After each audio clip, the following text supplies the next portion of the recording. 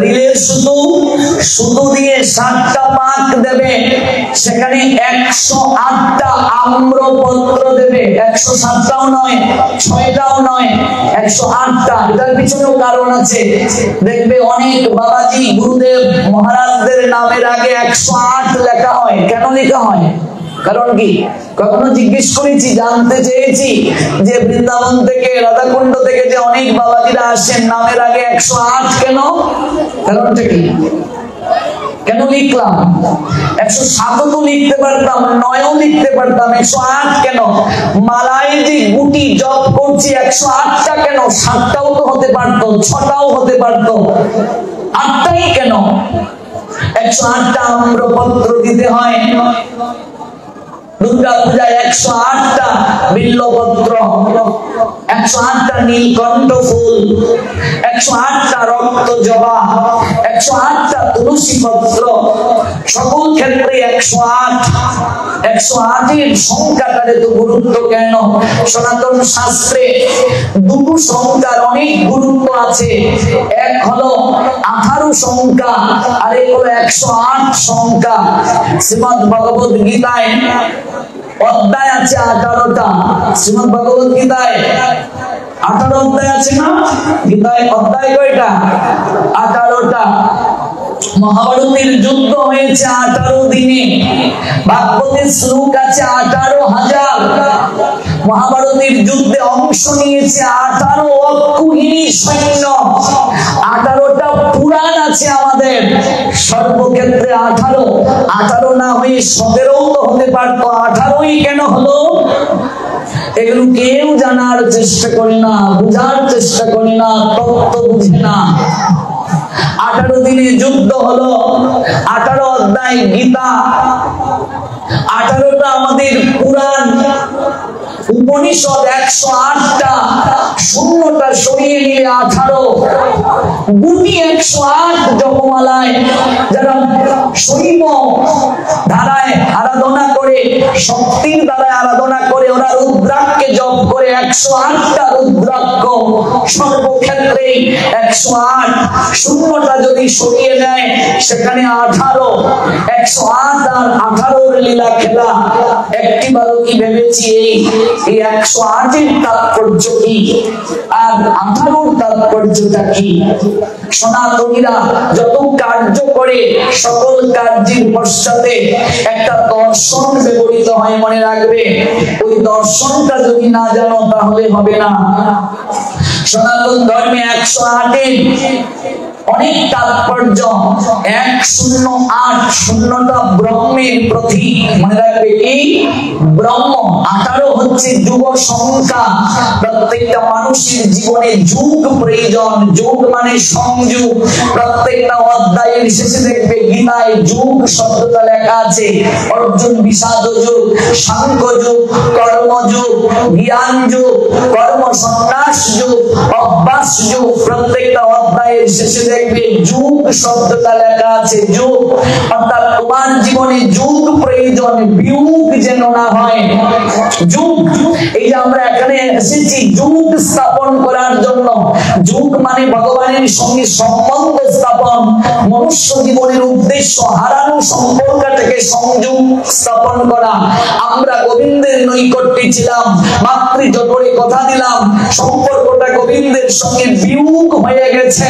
ওই বিয়োগ সম্পর্ক, বিমোচিত সম্পর্ক, হারানো সম্পর্ক সংযোগ স্থাপনের জন্য, যুগ সূত্র স্থাপন করার জন্যই সাধু সঙ্গে আমরা আসি, ভগবানের কথা শ্রবণ করি।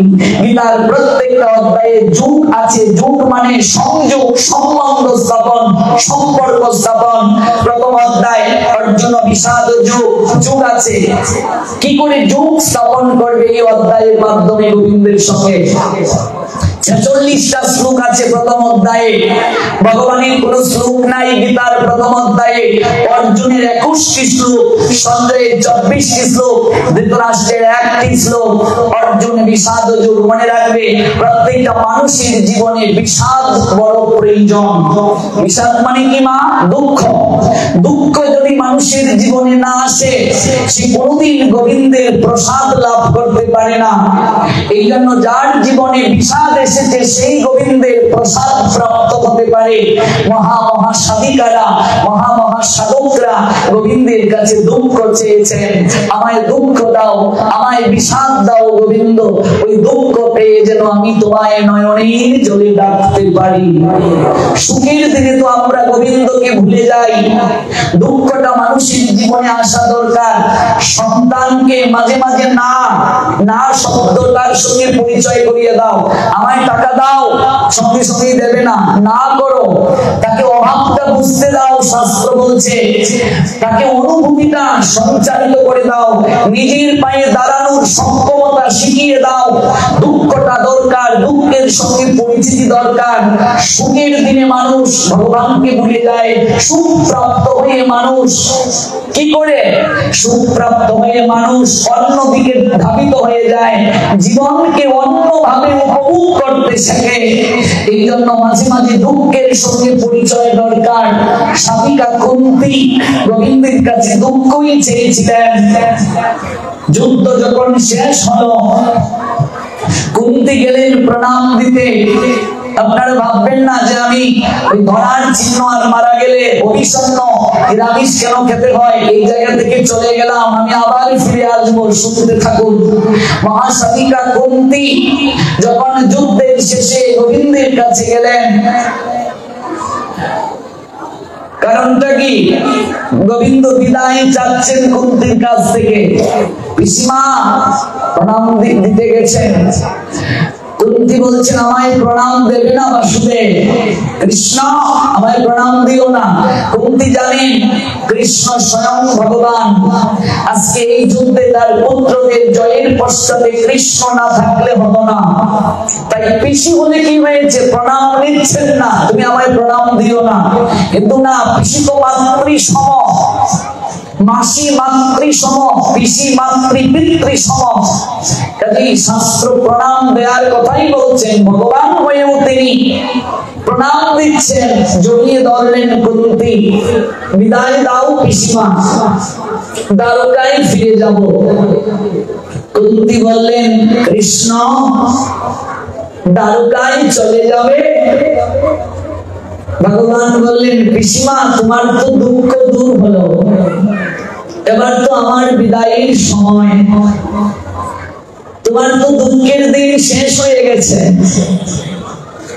অধর্মের বিনাশ হলো, ধর্ম সংস্থাপিত হলো, তোমার পুত্র রাজ সিংহাসনে বসেছে, তোমার তো দুঃখ নেই, এবার আমায় বিদায় দাও।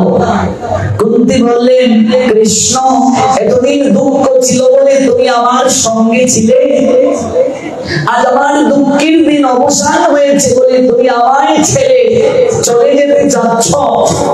কুন্তীর দিকে গোবিন্দ তাকিয়ে বলছেন পিসিমা এই জগতে মানুষ দুঃখ পেয়েই তো আমায় নয়নের জলে ডাকে, সুখের দিনে কজন আমায় ডাকে পিসিমা, কেউ তো আমায় স্মরণ করে না।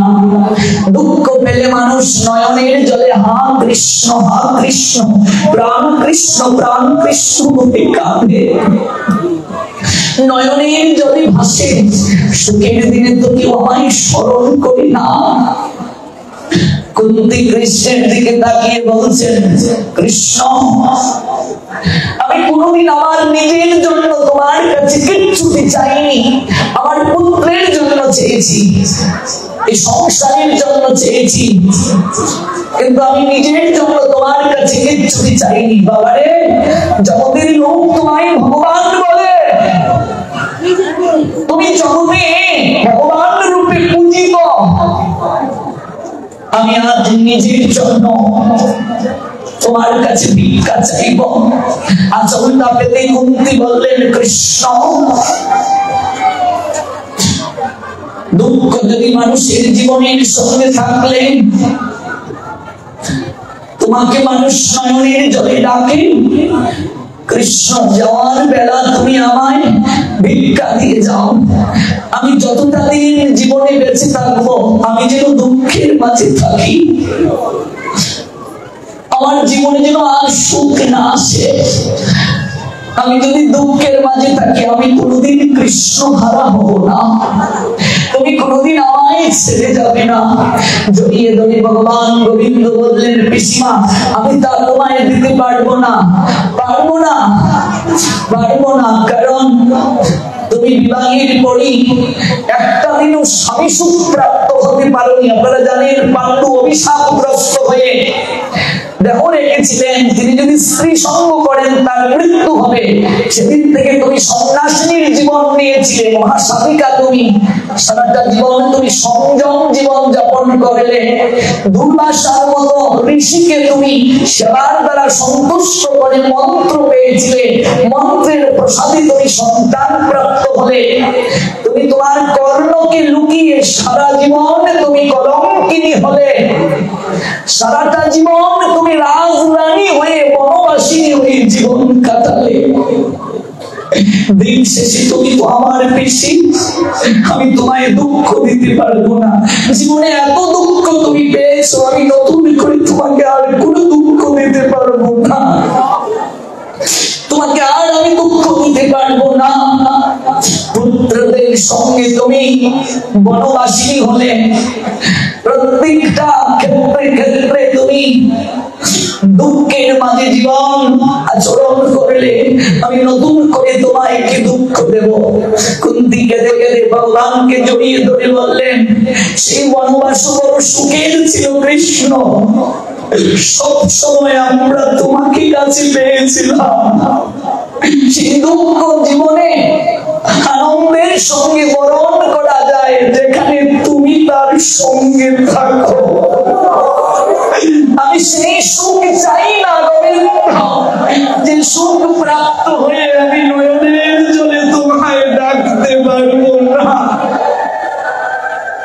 আমি সেই সুখ চাই না যে সুখ প্রাপ্ত হয়ে কৃষ্ণ হারা হতে হয়, যে সুখ প্রাপ্ত হয়ে কৃষ্ণ ভজন থেকে দূরে চলে যেতে হয়, আমি সেই সুখ চাই না।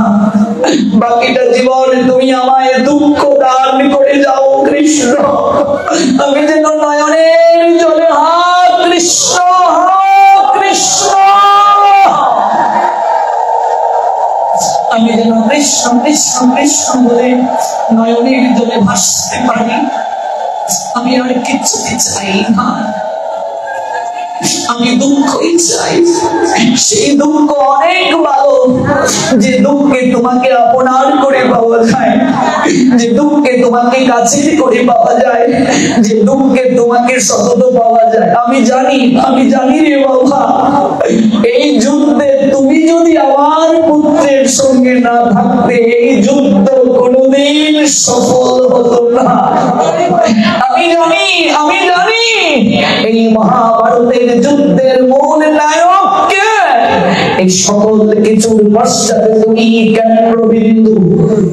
আমার রাজত্ব চাই না, আমি রাজমাতা হতে চাই না, আমি কৃষ্ণ হারা হতে পারবো না, আমি কৃষ্ণ হারা হতে পারবো না।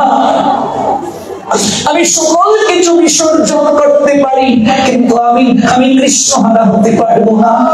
কৃষ্ণ যদি সঙ্গে থাকে সকল কিছু আছে, কৃষ্ণ নেই কিছুই নেই। দুর্যোধন সব পেল কৃষ্ণকে হারিয়ে। কি চাও দুর্যোধন? আমায় চাও না এক অক্ষহীন সৈন্য চাও? দুর্যোধন বলেছিল যে অস্ত্র ধারণ করবে না, সারথি হয়ে থাকবে, এমন লোককে বসিয়ে বসিয়ে খাওয়ালে হবেটা কি? আমার সৈন্যই চাই। মহাভারতের যুদ্ধে দুর্যোধন সৈন্য নিল আর অর্জুনকে বললেন, পার্থ কি চাও? অর্জুন বলেছিল, মাধব আমি জয় বুঝি না, আমি পরাজয় বুঝি না, আমি ধর্ম বুঝি না, অধর্ম বুঝি না, রাজ সিংহাসন কি সেটাও আমার জানার কথা নয়, জানতে চাইও না। চাই না শুধু এই জন্মে নয়, প্রত্যেকটা জন্মে জন্মে তুমি আমার হয়ে থেকো। প্রত্যেকটা জন্মে জন্মে আমি এমন করেই যেন তোমার চরণ পাশে গিয়ে বসতে পারি। প্রত্যেকটা জন্মে জন্মে আমি এমন করেই যেন হা মাধব বলে নয়নের জলে ভাসতে পারি। আমি আর কিচ্ছু চাই না। অর্জুন গোবিন্দকে নিলেন, আর দুর্যোধন এত এত সৈন্য নিল। বিজয়ের তিলকের ফুটাটা অর্জুনের কপালে উদিত হলো। কি চাও সংসারে মা? স্বামী সুখ, সন্তানের সুখ কিচ্ছু পাবে না যদি প্রভুকে তোমার সংসার থেকে বিদায় করে দাও। আর প্রভুকে আঁকড়ে ধরো, সকল কিছু পাবে। স্বামীও পাবে, সন্তানও পাবে, সকল কিছু পাবে। একদিন না একদিন পাবে।